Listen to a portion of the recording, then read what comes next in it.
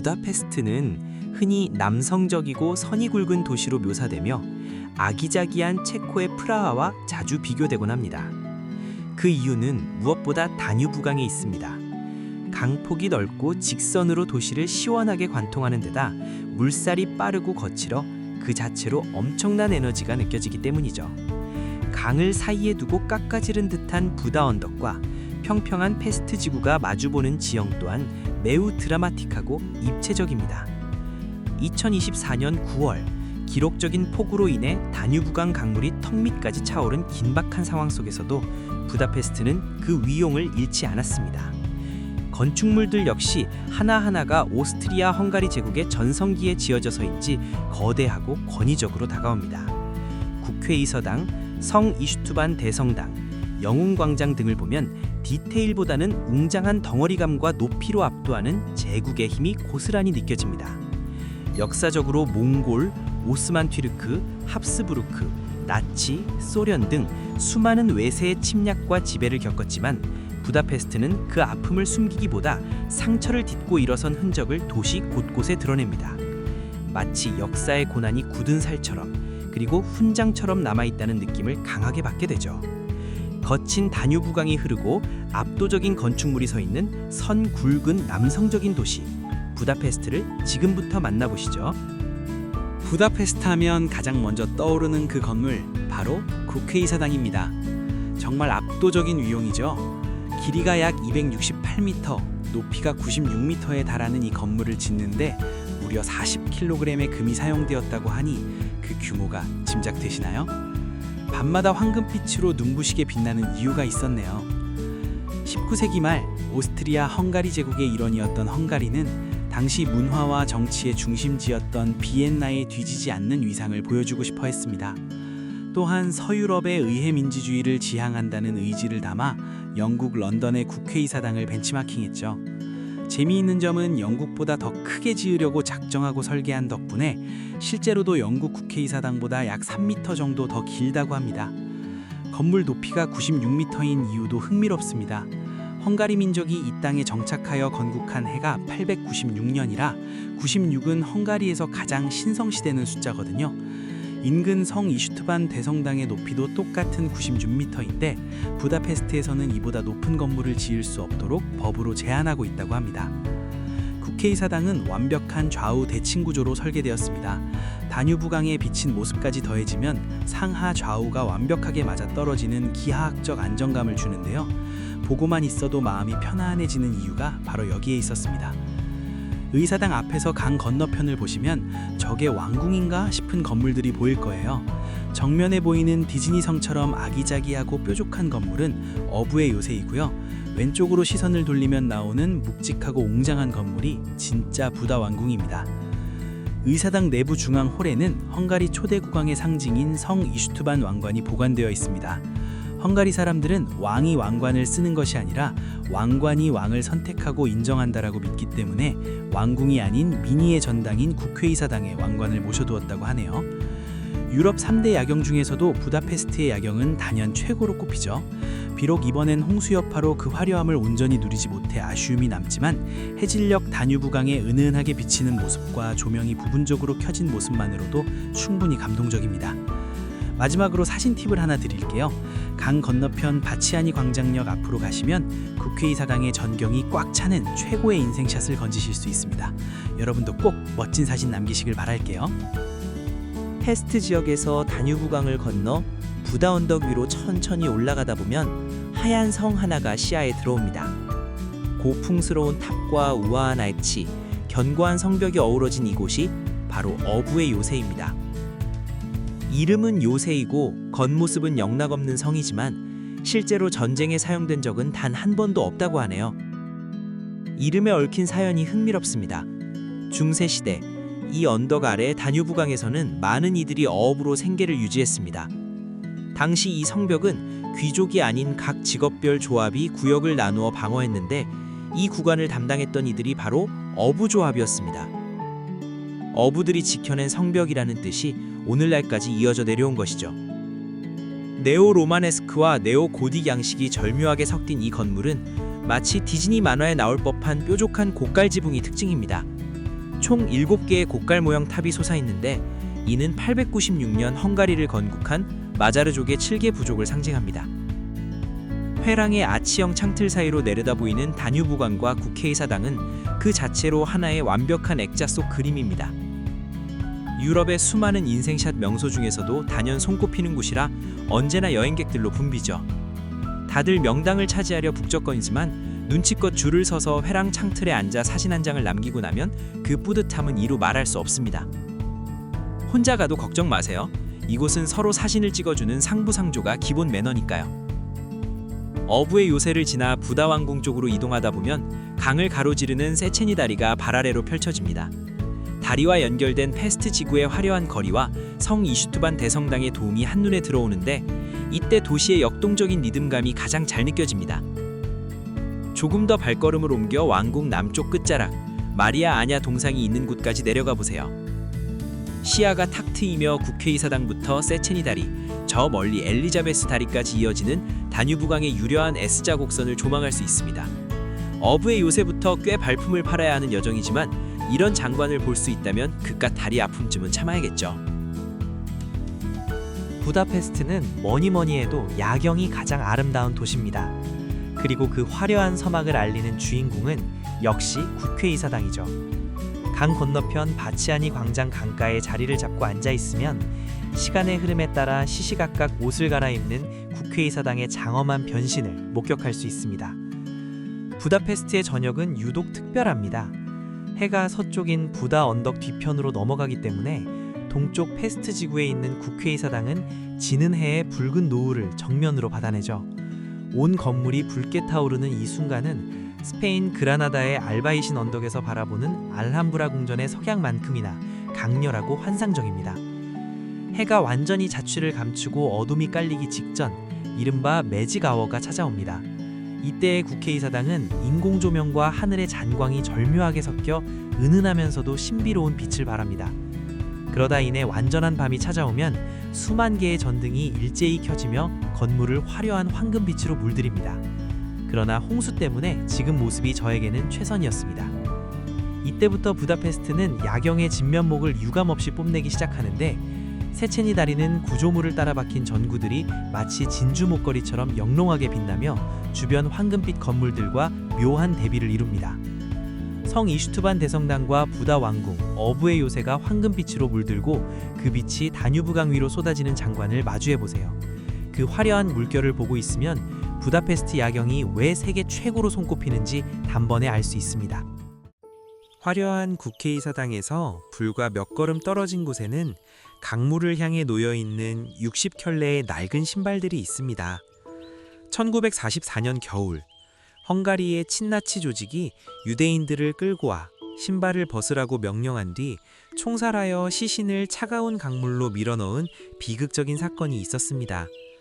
그 희생자들을 기리기 위해 2005년 당시의 모습을 재현해 만든 조형물이 바로 다뉴브 강변의 신발들입니다. 남성용 구두와 여성용 하이힐, 심지어 작은 아이의 신발까지 제각각 다른 모양으로 놓여 있는데 주인 없는 신발들과 그 곁에 누군가 두고 간 꽃 한 송이, 가냘픈 촛불 등이 보는 이의 마음을 먹먹하게 만듭니다. 세상에서 가장 아름답기로 소문난 이 다뉴브 강물이 누군가에게는 비극의 현장이었다는 사실이 참으로 가슴 아픕니다. 화려한 야경에 취해 있다가도 이 신발들 앞에 서면 잠시 숨을 고르며 평화의 소중함을 다시금 생각하게 됩니다. 바루슬리게트는 18세기 말부터 시민에게 개방된 유럽에서 가장 오래된 공공공원 중 하나입니다. 이 공원에는 흥미로운 볼거리가 많은데 가장 먼저 만나게 되는 곳이 영운광장입니다. 1896년 헝가리 건국 1000주년을 기념하기 위해 조성된 이 기념탑의 좌우로 펼쳐진 반원형 기둥 사이에는 헝가리 역사상 가장 추앙받는 국왕들과 독립영웅들의 동상이 세워져 있어 마치 헝가리 역사를 들여다볼 수 있는 박물관 같습니다. 중세시대 세트장 같은 바이다 후냐드 성도 시선을 사로잡습니다. 건국 1000주년 축제를 위해 헝가리 곳곳의 유명한 건축 양식들을 한데 모아 만든 견본주택 성격의 건물입니다. 그래서인지 이 구역에서는 로마네스크, 고딕, 르네상스, 바로크 양식을 한 곳에서 모두 볼 수 있습니다. 영화 반지의 제왕 속 나주글과 판박이인 아노니무스 동상도 인상적입니다. 얼굴을 깊게 가린 후드를 쓰고 펜을 든 채 앉아있는 모습인데 그가 누구인지 정확히 알려지지 않아 이름이 아노니무스, 즉 익명이라고 붙여졌다는 점도 재밌습니다. 치즈처럼 지붕에 구멍이 숭숭 뚫려 있는 이 건물은 헝가리 음악의 집입니다. 오래된 시민공원을 현대적인 문화단지로 리모델링하는 리게티 프로젝트의 하이라이트라 할 수 있죠. 치즈 지붕은 나무들 사이로 햇살이 비치는 모습을 형상화한 것이고 외벽 전체가 거대한 통유리로 되어 있어 안에 있어도 숲속에 앉아있는 기분을 느낄 수 있는 곳입니다. 리게티 프로젝트의 또 다른 주인공은 헝가리 민족학 박물관입니다. 거대한 하프파이프 형태의 이 건물은 양끝이 하늘을 향해 굽어 올라가 있습니다. 건물의 지붕 자체가 하나의 산책로이자 7,000제곱미터 규모의 옥상 정원으로 되어 있어 자유롭게 올라가 공원 전경을 즐길 수 있습니다. 부다페스트에 오면 누구나 방문한다는 세체니 온천도 이 공원에 있습니다. 하지만 전 과감히 패스. 부다페스트의 대학가 근처 평범한 도심 건물들 사이에 자리 잡은 스자보 에르빈 도서관은 약 300만 권 이상의 장서를 보유한 헝가리 최대 규모의 시립도서관입니다. 도서관은 모든 시민에게 열린 지식의 보고여야 한다라는 철학으로 도서관을 개방한 헝가리 도서관의 아버지, 스자보 에르빈의 업적을 기리기 위해 그의 이름이 붙여졌습니다. 공공도서관답게 방대한 자료는 물론 멀티미디어 서비스와 북카페 등 시민들을 위한 다양한 편의 공간을 갖추고 있고 하얀 조명과 큰 유리창을 통해 들어오는 풍부한 채광 덕분에 전체적으로 매우 밝고 쾌적합니다. 하지만 이 도서관의 진짜 반전은 따로 있습니다. 바로 19세기 말 네오바로크 양식으로 지어진 뱅크하임 궁전을 개조해 도서관으로 사용하고 있다는 점입니다. 현대적인 열람실을 지나 4층으로 들어서면 고풍스러운 목조계단과 화려한 샹들리에, 벽면을 가득 채운 정교한 조각들을 볼 수 있는데 도서관인지 궁전인지 헷갈릴 만큼 압도적인 아름다움을 자랑합니다. 세계에서 가장 아름다운 도서관 중 하나라는 찬사가 결코 과언이 아님을 실감하게 됩니다. 짙은 나무 벽면과 가죽 의자, 세월의 흔적이 묻은 사다리가 놓인 다크우드룸부터 황금빛 장식이 찬란한 골든룸, 우아한 은빛의 실버룸까지 모든 공간이 놓칠 수 없는 감상 포인트입니다. 화려한 궁전 같은 공간에서 조용히 사진을 찍는 관광객들과 그 곁에서 묵묵히 전공서적을 넘기는 학생들의 모습이 묘하게 어우러지는 아주 흥미롭고 매력적인 곳입니다.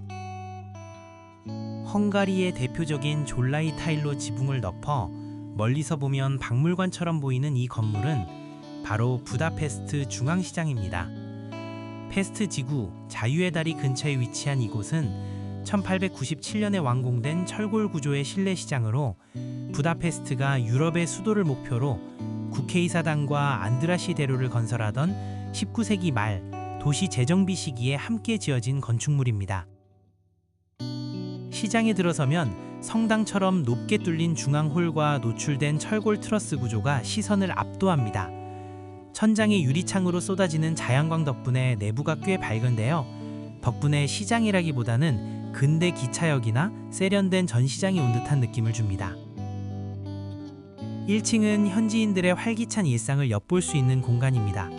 가장 먼저 눈에 띄는 건 단연 붉은 빛의 파프리카 가루인데요. 헝가리 요리의 8할을 책임진다고 알려진 파프리카 가루는 매운맛부터 단맛까지 종류가 무척 다양합니다. 선물용으로도 훌륭하지만 한국 사람들에게는 고기를 구워 먹을 때 살짝 뿌려 먹는 용도로도 강력 추천합니다. 또한 루이 14세가 왕의 와인이라 극찬했다는 토카이 와인과 세계 3대 진미 중 하나인 푸아그라, 거위 간 통조림을 합리적인 가격에 만날 수 있는 곳이기도 합니다. 2층으로 올라가면 화려한 자수공예 품과 마그넷 같은 기념품도 발길이 가지만 진짜 목적지는 헝가리의 맛을 직접 체험할 수 있는 먹거리 코너입니다. 갓 튀겨낸 쫄깃한 빵 위에 마늘즙을 바르고 사워크림과 체다 치즈를 산처럼 쌓아 올린 국민 간식 랑고시는 꼭 맛봐야 합니다. 헝가리에 왔다면 굴라슈도 빼놓을 수 없겠죠. 소고기와 채소를 파프리카 가루와 함께 끓여낸 스튜가 굴라슈인데 겉모습은 영락없는 육개장이라 밥 생각이 절로 납니다. 맛은 토마토의 은은한 산미와 볶은 양파의 단맛이 어우러져 한층 깊고 풍부한 풍미가 있습니다. 또 다른 별미인 텔트트 카포스토도 추천드려요.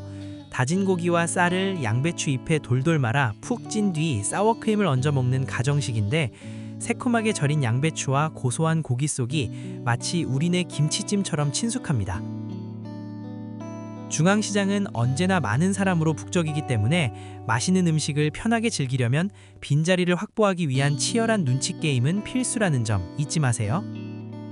안으로 들어서는 순간 이게 뭐지 싶은 광경이 펼쳐지는 이곳은 부다페스트 루인바의 원조이자 상징과도 같은 심플라 케르트입니다.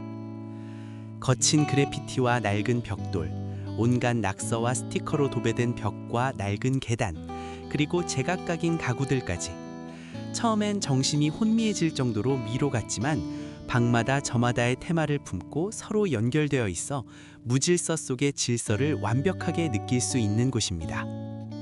제2차 세계대전 이후 방치되었던 유대인 지구에 버려진 공장 건물에 2000년대 초 가난한 예술가들이 낡은 가구와 소품들을 가져다 놓고 술을 팔기 시작한 것이 그 시작이었다고 합니다. 부수고 새로 짓는 대신 폐허 그 자체를 즐기기로 한 부다페스트 청년들의 힙한 감성이 오늘날 전 세계 여행객을 불러 모으는 명소를 만들어냈습니다. 낮에 방문하면 안뜰로 쏟아지는 햇살 덕분에 낡은 벽과 그래피티가 선명하게 드러나고 음악도 비교적 잔잔해 나름의 차분한 매력이 있습니다. 하지만 밤이 되면 현란한 조명 아래 음악 볼륨이 커지고 수많은 인파로 북적이면서 세계에서 가장 핫한 펍의 진면목을 경험할 수 있습니다. 날 것 그대로의 부다페스트를 즐기고 싶다면 꼭 방문해 보시길 바랍니다. 해발 235m, 다뉴브강 바로 옆에 우뚝 솟은 겔레르트 언덕은 부다와 페스트 양쪽의 전경을 가장 입체적으로 감상할 수 있는 최고의 전망 포인트입니다. 어부의 요새가 국회의사당을 가장 예쁘게 담아낸다면 이곳은 도시 전체를 광활하게 내려다볼 수 있다는 점이 매력입니다. 이 언덕은 11세기 헝가리에 기독교를 전파하려다 순교한 성 겔레르트 주교의 이름에서 유래했습니다. 언덕 정상에는 1851년 합스부르크 제국이 헝가리의 독립의지를 꺾고 도시를 감시하기 위해 지은 요새 치타델라와 두 팔을 높이 벌려 종려나무 잎을 든 부다페스트의 상징 자유의 여신상이 우뚝 서 있습니다. 현재는 보수공사 중이라 요새 안쪽까지 자세히 들여다볼 수 없어 아쉬움이 남지만 부다페스트에서 가장 높은 곳에 올라 도시의 파노라마를 한눈에 담고 싶은 분들에게는 여전히 최고의 선택지가 될 것입니다.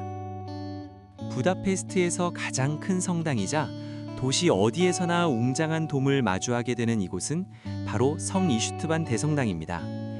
1851년에 착공해 완공까지 무려 54년이라는 시간이 걸렸으며 헝가리의 상징적인 숫자인 96에 맞춰 높이 96m로 설계되었습니다. 약 8,500명을 동시에 수용할 수 있는 거대한 내부에 들어서면 정교한 모자이크와 금박으로 장식된 화려한 천장이 시선을 압도합니다. 헝가리가 기독교 국가로 거듭난 출발점이자 국가적 행사의 중심지인 이곳은 제단 뒤편에 십자가 대신 성 이슈트반의 대리석 동상이 세워져 있는 점이 무척 이색적입니다. 성당 내부 깊숙한 곳에는 헝가리 최고의 보물인 이슈트반 1세의 신성한 오른손 미라가 안치되어 있습니다. 왕이 서거한 지 수십 년 후 성묘를 열었을 때 다른 곳은 모두 부패했지만 오직 통치력을 상징하는 오른손만 그대로 남아 있었고 사람들은 이를 하나님이 내려준 기적으로 여겨 성물로 보존하기 시작했다고 합니다. 또한 이곳은 돔 구조 덕분에 마이크 시설 없이도 소리가 끝까지 선명하게 전달되는 것이 정말 놀라운데 미사 때 사용되는 6천여 개의 파이프에서 뿜어져 나오는 웅장한 오르간 소리는 종교를 떠나 깊은 평온함과 경외심이 듭니다. 부다와 페스트를 잇는 다뉴브강의 많은 다리 중 최초로 만들어진 상징적인 다리입니다. 다리 양끝을 지키는 4마리의 사자상도 유명하고 부다페스트 야경의 한 축을 담당할 만큼 은색 전구로 장식된 모습이 매우 아름답습니다. 전체 길이가 그리 길지 않으니 꼭 한번 걸어서 건너보는 걸 추천합니다. 굴라쉬나 랑고쉬 등 헝가리의 맛있는 음식도 많지만 아이러니하게도 제가 가장 추천하는 맛집은 루이라는 빵집입니다. 유럽에서 가본 수많은 빵집 중에서도 손에 꼽을 정도인데 특히 피스타치오 크로아상과 퀴슈가 정말 예술입니다. 마지막 날 우연히 방문한 곳이라 더 아쉬움이 남네요. 높은 천장과 정교한 장식, 은은하고 고풍스러운 조명들까지. 귀족들의 연회장처럼 보이지만 실제로는 우리가 다 아는 맥도날드입니다. 뉴가티 기차역 옆에 있는 매장으로 19세기에 지어진 기차역의 외관을 그대로 살려 세계에서 가장 아름다운 맥도날드라는 별명이 붙은 곳입니다. 고전적인 내외부 모습과 달리 음식 배달은 기계로 운반하는 현대적인 모습도 재미있는 구경거리입니다. 국립 오페라 하우스 맞은편에 있어 시인, 작가, 배우 등 수많은 예술가가 모여 영감을 나누던 아지트, 오픈한 지 120년이 넘은 뮤베스 커피하우스도 방문해 보세요. 이곳에서 우아하게 커피 한 잔 즐겨보시는 것을 추천드립니다. 부다페스트의 매력 속으로 인드융